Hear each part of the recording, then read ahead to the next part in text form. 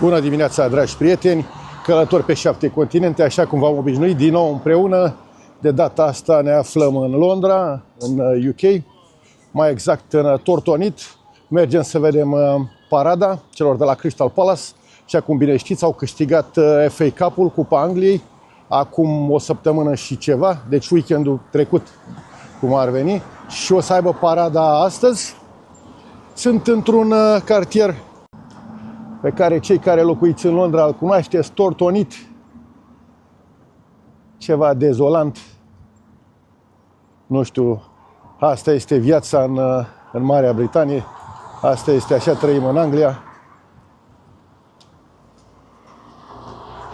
Asta pentru cei care tot dați cu hate celor din străinătate, că au votat, că au făcut și că încă nici în ziua de astăzi n-ați putut să înțelegeți că alegerile deja gata, au luat sfârșit. S-a terminat. S-a votat cine, mă rog, cum s-a votat, a ieșit cine a ieșit. Lăsați omul în pace, are 5 ani la dispoziție, să vedem dacă poate să facă ceva, dacă e în stare să facă ceva. Înțelegeți? Nu putem să ne aternăm odată cu prostiile astea, cu ura asta. Tu mai jigniri și jigniri. Și eu sunt unul care sunt de 35 de ani în străinătate. Sunt plecat, am umblat prin toată Europa, am fost pe toate țările și până la urmă mi s-a urât și mie toată lumea să-mi dea cu hate. Inclusiv de la cine? De la Cristi și Raluca. M-au sunat ieri, nici nu m-am uitat. Cineva mi-a, că domne, vorbesc ea pe live, să-mi vorbesc urât de tine. Bine că fata aia săraca n-are, chiar îmi cer scuze la fata aia, lui Raluca, aia n-are nicio treabă. Băieța și eu la Cristi, la fi, să fie sănătos. Și oricum, și o să le fac pentru toate din astea, le fac și eu program zi de zi. Și o să-i demasc și o să spun absolut în continuare totul despre ea. Haideți, rămâneți aproape, haideți, mergem la paradă. Să vedem parada celor de la Palace. Spun, așa arată cartierul. O mizerie, am mai avut un vlog despre cartierul ăsta. Nu sunt rasist, de cea mai dubioasă populație aici, o să o găsiți nicăieri altundeva în toată Londra asta.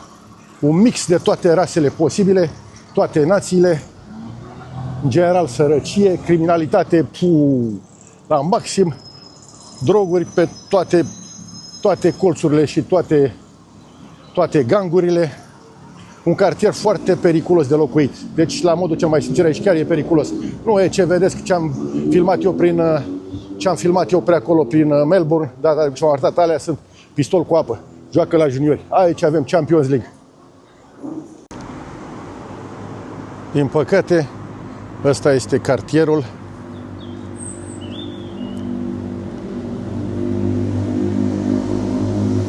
Așa arată.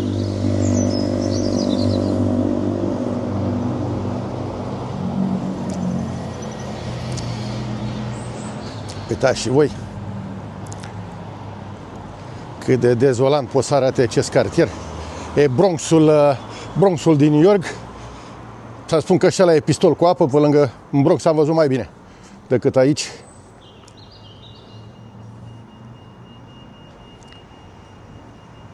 Seamănă oarecum cu Bronxul, dar cred că e mai curat Bronxul, arată mai bine. În fine, nu de asta suntem aici să filmăm cartierul l-am arătat, am spus tuturor, am fost acuzat și atunci că sunt rus, că sunt putinist pentru că arăt niște adevăruri. Înțelegeți, e un ghetou, o mizerie de cartier, pot să o numesc așa. Să ne îndreptăm către stadion pentru că avem un subiect foarte interesant de dezbătut astăzi. O să avem, toți suntem la fotbal, nu? Să găsim un subiect, așa cum am obișnuit în toate vlogurile mele. Vă arăt și locurile, vă arăt și, știu eu, imagini, peisaje, dar dezbatem și câte un subiect. Astăzi vom vorbi despre băieții din peluză. Nu? Toți suntem la fotbal, cred că avem dreptul să vorbim și despre ei, pentru că băieții ăștia cât hate au luat acum în campania electorală și o să rezolv subiectul pe parcurs.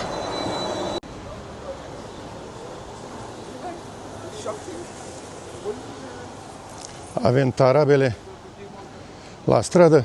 Deci vă spuneam, băieții ăștia din peluză, grupurile ultras, pentru că sunt foarte, am la prieteni și grupuri ultras ale Rapidului și ale celor de la Steaua Armate, de la Steaua lui Nea Gigi, celor de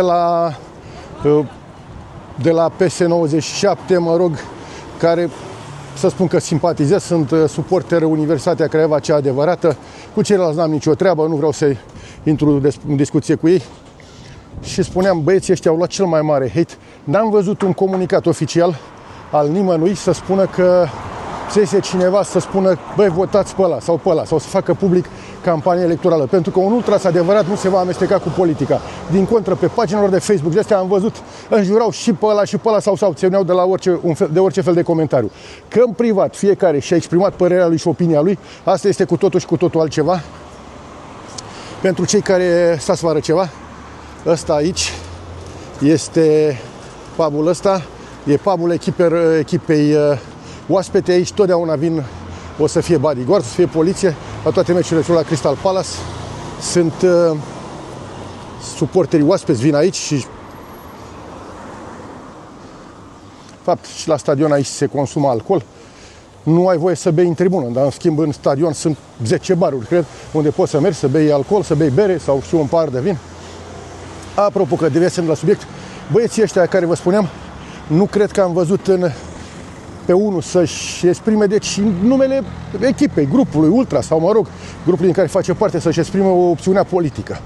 În schimb, au luat cel mai mare hate, numai de la mine. Deci pe pagina mea, toți i-ați făcut faianțarii, sămânțarii, huliganii, peluzari, bine, peluzari în bagiocură s-a folosit expresia asta, înțelegeți? Și haideți să vă spun despre băieții ăștia, ce e cu băieții ăștia din peluză. Oficial Club Shop, aici este clubul echipei, de aici se cumpără echipamente, tricouri, bilete mai puțin, trebuie să fii membru ca să obții bilet sau să ai un abonament, așa cum am eu, care abonamentul costând în jur, cred că, nu mai țin minte, 700 și ceva, aproape de 800 de lire pe an, atâta plătesc, pentru un loc aici la meci.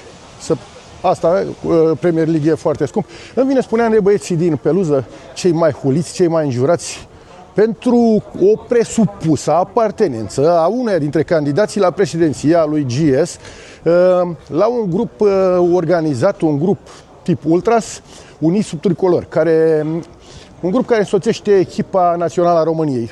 Unii sub tricolor, în primul rând, nu sunt huligani, îi cunosc foarte bine, am fost la meciuri cu ei. Să spun că și în cultura asta Ultras, Unii sub tricolor sunt undeva puțin peste cetățeni.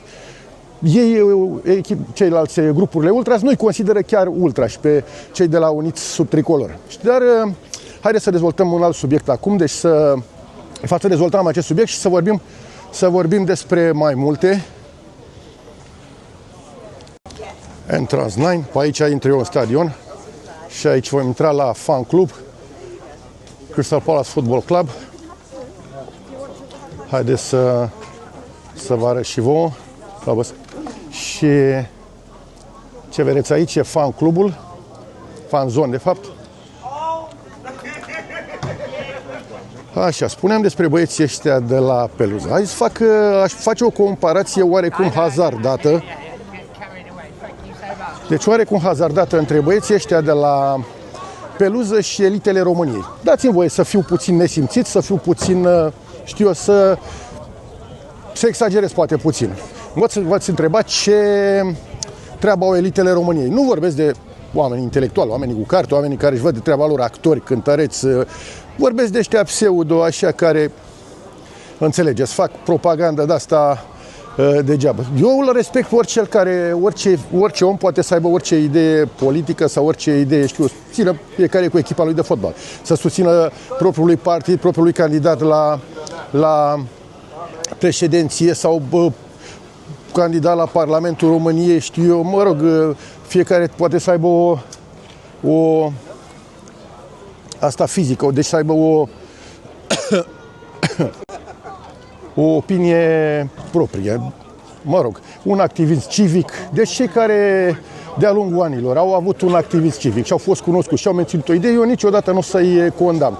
Condamn pe cei care, mă rog, de la caz la caz. Vorbeam despre elitele României, așa zisele elite, care în timpul pandemiei, așa zisei pandemiei de COVID, ne-au ținut închiși în casă. Țineți minte? Stați în casă dacă vă pasă. Țineți minte sloganul ăsta? Eu mi-l aduc aminte foarte bine. Acest slogan, stați în casă dacă vă pasă, nu? Și ei stăteau și fumau în Parlament și beau și făceau chermeze. Dacă țineți minte, făceau nunți, botezuri cu sute de invitați. Deci lumea nu avea voie să iese din casă erai ca la pușcărie ținut și, în schimb, pentru Germania să plece la Sparanghel aveau voie să plece mii. Deci o ipocrizie totală. Și atunci criticăm băieții ăștia din peluză, nu? Păi stați puțin așa să vă spun. Băieții ăștia din peluză sunt cei mai fideli oameni posibili. Băiatul ăsta va merge astăzi pe Bernabeu, va fi astăzi, știu eu, pe San Siro și mâine va merge pe Cocleuri, pe Maidane, acolo unde e echipa lui. Înțelegeți? Asta este. Voi nu știți ce înseamnă să faci parte dintr-un grup ultras, deci să respecti culorile, să respecti ținul echipei, deci, într-o echipă de fotbal în general, antrenori, jucătorii, până și patronii sunt mercenari, vin și pleacă. Ăștia rămân pe viață, suporterii ăștia rămân pe viață, ăștia nu schimbă, exact cum nu schimb religia, așa nu schimb echipa de fotbal. E o chestie cunoscută treaba asta, cunoscută foarte bine în rândul ăstora. Sorry? No fans allowed. No fans allowed. Ok, no problem. Nu ne lasă să trecem dincolo. Dar nu înțeleg de ce. Nu ne lasă. În fine. Și vorbim de băieții ăștia atunci. Păi ăștia sunt cei mai fideli. Eu am văzut cu ochii mei nu mai vorbesc de astea apropo că fac o deviere de la subiect, hinciadele și torsidele, hinciada cred că se numește, nu folosesc atât de bine limba spaniolă, din America de Sud, deci grupurile organizate de suporteri. Am fost la Rio de Janeiro, juca finală de Copa Libertadores și aveau Boca Junior, aveau 20.000 de bilete și veniseră 100, peste 150.000 de oameni. Și vă dați seama, Argentinii nu popor atât de bogat și stăteau toți la Copacabana și să vedeți că mâncau, beau, de unde făcuseră bani, se împrumutaseră la bănci, ce făcuseră, vânduseră, furaseră, treaba lor ce făcuseră. Înțelegeți? Asta este un suporter adevărat, înțelegeți? Ăla n-ar fi trebuit niciodată. Să-i fi dat lui ăla atunci oricâți bani să spună, să țină cu River. Pe ăla te omoară acolo, înțelegeți? Asta este. Și ca așa o altă paranteză, vedeți ce înseamnă să fii mic, dar să crezi în tine. Uitați Crystal Palace. Toată istoria lor n-au câștigat niciodată nimic. Și anul acesta au câștigat FA Cup, cea mai veche competiție fotbalistică din lume. Sunt o echipă înființată, mi se pare, în 1905. Crystal Palace, toată istoria nu au câștigat nimic. Au mai jucat o singură finală de cupă pe care au pierdut-o. Și contra cui au câștigat-o? Contra celor de la Man City, de la Manchester City. Vă dați seama că e o realizare pentru ei. Deci asta înseamnă să fii mic și să crezi în forțele tale. Înțelegeți? Așa și eu principiul ăsta toată viața l-am avut. Indiferent, trebuie să reușesc. De ce să nu reușesc eu? De ce altul ar avea mai mult decât mine? Înțelegeți? O să încerc să salvez puțină baterie. Din păcate nu am încărcat nici baterie la cameră. Să filmez, să fac câteva filmări atunci când o să vină cei de la Palace să prezinte cupa. Nu știu când se va întâmpla, probabil va fi mai târziu. Ce spuneam, să fii suporter adevărat, asta înseamnă să fii, uitați și voi, de la Alc cu țâța în gură până la Alc cu bărbasură, toată lumea ține cu echipa locală. Și ăsta e cartierul din jurul stadionului. Stadionul e vechi, nu vă așteptați la cine știe ce. În jur de 25.000 sau în jur de 25.000, nu mai știu exact, dar cel puțin la meciurile de campionat totul este vândut, sunt abonamente. Cred că au peste 20.000 de abonamente, dacă nu mai mult, și deci ca să fii, trebuie să fii membru, să ai membership ca să prinzi loc. De exemplu, eu dacă am abonament și nu mă duc, anunț pe site și se vinde biletul iarăși, dar și atunci trebuie să fii membru, să ai un membership care costă undeva la 60 de lire sau 80 de lire pe an. Dar nu ai bilete garantate. Înțelegeți? Bine, de obicei prins, dar nu ești garantat. La meciurile mari și ai voie decât 2 bilete să cumperi. La meciurile astea importante, 4 la celelalte. De aici va fi defilarea, va fi parada. E plin. CPFC, pardon. Crystal Palace Football Club. Nu te filmezi, doamnă, stai că nu te filmezi, nu te speria. Și mai sunt câteva ore bune până când vor defila cu trofeul. Au făcut 1-1, au condus până aproape în ultimele minute. Ieri sau alaltăieri a fost meciul se pare că ieri a fost la Liverpool, ultima etapă. Bine, s-a jucat relaxant. Asta înseamnă să fii un suporter adevărat. V-am spus, sunt suporter al lor, niciodată fan. pentru că o singură echipă pot să susții și aceea este Universitatea Craiova, care, din păcate, vă spun iarăși, am spus-o de nenumărate ori, a încăput pe mâna unui nebun, unui psihopat, așa numitul, așa zisul Adrian Muie Mititelu. Din păcate. Și dacă omul ne-a scârbit, ne-a atomințit, a mâncat căcat cu gura plină, deci nu putem să-l mai susținem nici la altă echipă în viața mea. Nu o să mă duc, vin aici, văd un meci de fotbal, înțelegeți? Holmesdale Road, de asta și fracțiunea Ultras, sunt unele dintre puținele echipe din Marea Britanie cu suporterii tip Ultras și aici în spate nu prea se vede bine, acolo e peluza lor. Holmesdale Fanatics se numesc de la această stradă, Holmesdale Road. Iau și pub-ul se numea Holmesdale, nu mai știu cum. Da, ok. Holmesdale Road. Și de aceea acest băieți se numesc Holmesdale Fanatics. Au avut probleme de numărate ori, ca așa cum are orice grup Ultras are probleme cu conducerea clubului. Deci nu se poate să nu fie totdeauna, sunt probleme. V-am și spus, conducerea, jucătorii, antrenorii sunt mercenari, suporterii rămân. De asta eu îi respect, tot respectul pentru băieții din peluze și sper să nu se supără nimeni.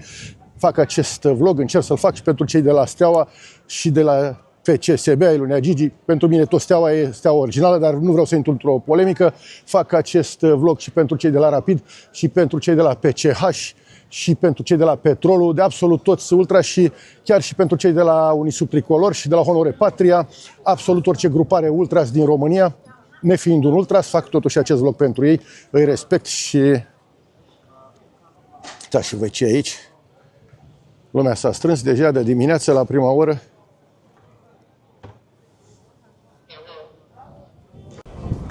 Echipa Crystal Palace nu e o echipă care să cumpere jucători sau dacă îi cumpără, ia la prețuri de astea 10, 12, 15 milioane, care pentru Premier League e un nimica, îi crește și îi vinde. Anul acesta a vândut pe Michael Olise, francezul, care a prins și naționala Franței la Bayern München cu 50 ceva, 60 de milioane de lire sterline.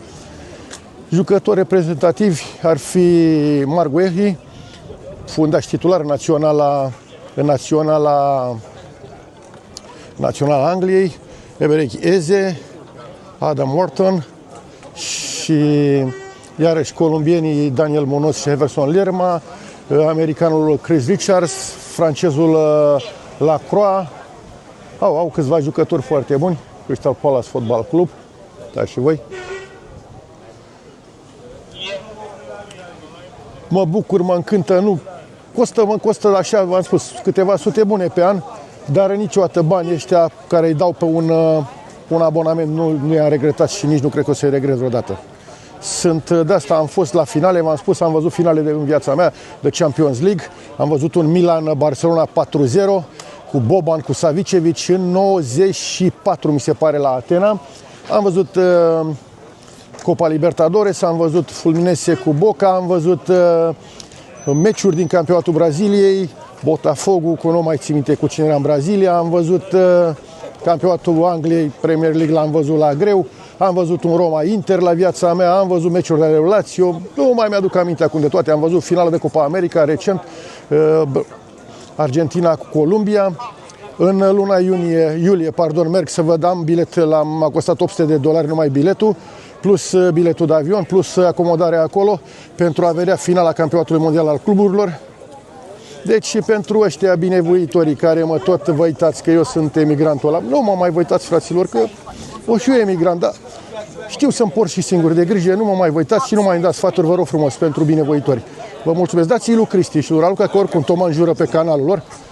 Apropo, lasă, e un meci de fotbal, e ceva frumos, păcat acum se amestec pe măscăriciul ăla de Cristi cu meci de fotbal, înțelegeți? Ce înseamnă pasiunea, cum se transmite pasiunea pentru o echipă de mic copil? Vii cu copiii aici, uitați, vii cu copiii mici aici. Vă spuneam despre cei de la Holmesdale Fanatic că sunt una dintre singurele Brigăz Ultra, singura peluză, una dintre singurele peluze sau dintre puținele, pardon, mă scuzați, puținele peluze Ultras de aici din Marea Britanie. Fac coreografii extraordinar de frumoase. Băieții sunt în limbajul ăsta fotbalist, sunt ce trebuie. Băieții știe fotbal. Deci, repet, a nu știu câta oară, într-unul dintre vlogurile mele, unul dintre vlogurile mele, veniți, fraților, la fotbal, nu jucați la păcănele, nu vă... Uite ce înseamnă să-ți omagiezi o glorie. Zaha, OES. Deci Wilfried Zaha, altă emblemă, un alt jucător care a fost cu ei de când au promovat, cred că sunt 10 ani, a plecat după aceea să joace și el în Champions League, a plecat la... Ce graffiti mare are aici, a plecat la Sarai, după aia la Lyon. Apropo, cu Lyon este o problemă, pentru că patronul acestui club, John Texter, un american, este patronul și al celor de la Olympique Lyonnais și este patronul și celor de la Botafogo, care recent au câștigat, echipa mea din Brazilia, by the way, că am fost la ei la meci, au câștigat Cupa Libertadores. E posibil acum să fie o problemă, pentru că nu pot să joace amândouă echipele în grupele europene și Lyon este calificată și Crystal Palace, așa că se va decide care dintre ele va juca. Celebra poliție călare britanică, polițiștii anti-hooligans. Spuneam că se sărbătorește FA Cup. FA Cup a fost prima finală de FA Cup. Deci Cupa Angliei a fost jucată în 1871, sezonul 1871-1872. V-am spus că este cea mai veche competiție fotbalistică din lume. Și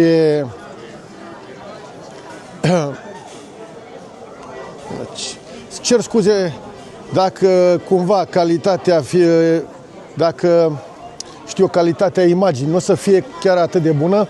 Doar ce am cumpărat, cu toate că promisez încă nu mai investesc bani, am cumpărat o cameră, ieri am luat-o, am achiziționat-o, un Osmo Pocket 3. M-a mai costat și asta 750 de lire cu toate accesoriile. Aproape 800 de lire, cu SD card, cu toate astea. Și spuneam despre FA Cup că este cea mai veche competiție fotbalistică din lume. În 1871, gândiți-vă, noi ne-am obținut independența, ne-am bătut la Plevna în 1878. Deci, și materie de fotbal, ce să mai vorbim, aici ăștia sunt numărul 1, asta este.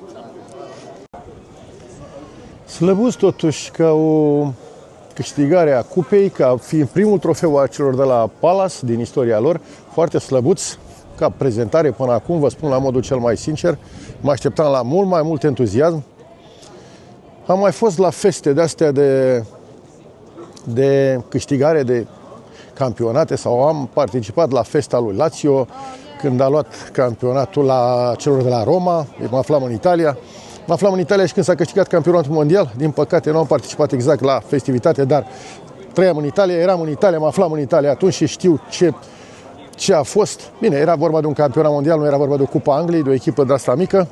Dar oricum am spus, slăbuți, nu știu, se pare slăbuți. O să încerc să mai stau câteva minute să vă filmez și carul alegoric, celebrul autocar descoperit, pe care îl știți de pretutindeni, și după aceea să mă opresc aici cu vlogul.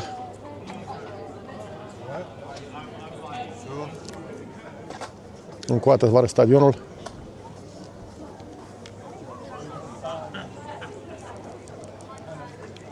Cam înorat astăzi aici la Londra.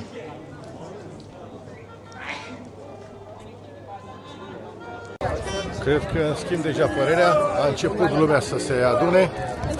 Mă înșelasem. Deja s-au umplut. Se împart fulare.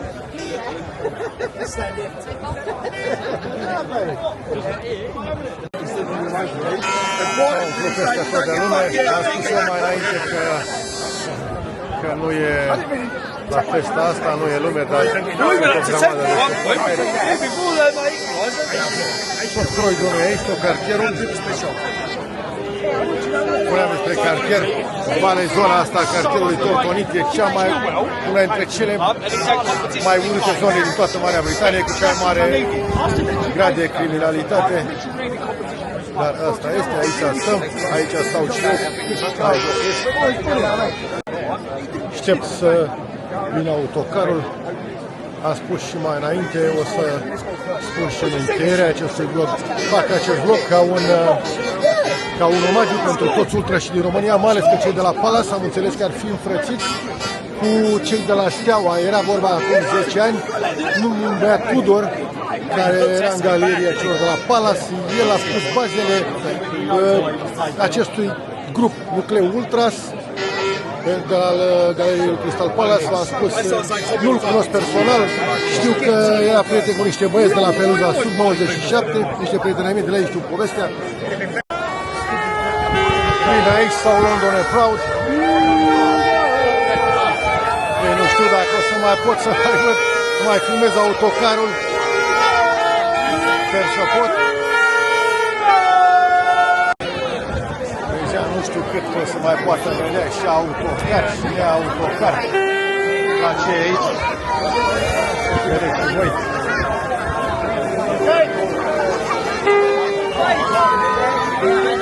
Sper să nu se pună nici ploaia.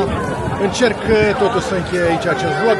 V-am spus, vreau să dedic această postare, să spun așa, nu e nici vlog, nici nimic, băieților din peluză, cu respectul tuturor băieților, tuturor peluzelor din România, tuturor celor care iubesc fenomenul fotbal și nu uitați că fenomenul fotbal fără băieții din tribună ar fi un teatru sau o operă. Gândiți-vă la Hagi jucând pe scena Teatrului Național din București. Ar fi ceva scos din comun, înțelegeți? De aceea, haideți să respectăm pe băieții din peluze, să le dăm toată valoarea pe care o merită, pentru că băieții ăștia, credeți-mă, își văd de treaba lor, de fotbalul lor, sunt pasionali, sunt loiali, sunt tot ce vreți. Respect din partea mea, călător pe 7 continente, tuturor băieților din toate peluzele din România, tuturor grupurilor ultras și rămâneți cu bine, călător pe 7 continente, o să fie în continuare alături de voi. Un alt eveniment sportiv va urma în luna iulie, o să fiu la cea mai nouă înființată competiție sportivă a cluburilor, campionatul mondial al cluburilor, la finala de la New York, de la New Jersey de fapt. Haideți, v-am pupat pe toți, vă iubesc, rămâneți cu bine!